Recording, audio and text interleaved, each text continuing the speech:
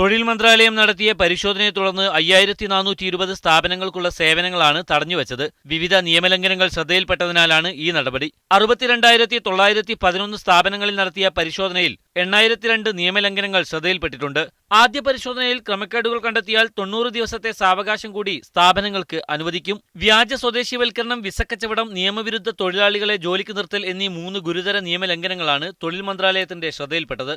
ഇതിൽ വിസക്കച്ചവടത്തിന് കടുത്ത ശിക്ഷ ഏർപ്പെടുത്താനാണ് മന്ത്രാലയത്തിന്റെ തീരുമാനം. നിയമലംഘനം എന്നതിലുപരി മനുഷ്യക്കച്ചവടത്തിനുള്ള കുറ്റമാണ് വിസക്കച്ചവടത്തിന് നൽകുക. വേതന സുരക്ഷാ നിയമം നടപ്പാക്കിയത് വ്യാജ സ്വദേശിവൽക്കരണവും നിയമവിരുദ്ധ തൊഴിലാളികളുടെ നിയമനവും ഇല്ലാതാക്കാനാണ്. സ്ഥാപനത്തിലെ തൊഴിലാളികളുടെ ശമ്പളം ബാങ്ക് അക്കൗണ്ട് വഴി നൽകുകയും രേഖകൾ തൊഴിൽ മന്ത്രാലയത്തിന് നൽകുകയും ചെയ്യണമെന്ന് വേതന സുരക്ഷാ നിയമത്തിൽ ആവശ്യപ്പെട്ടിട്ടുണ്ട്. സബ് കോൺട്രാക്ട് എടുത്ത കമ്പനികളാണ് ഇതിലേറെയും പ്രയാസമനുഭവിക്കുന്നത്.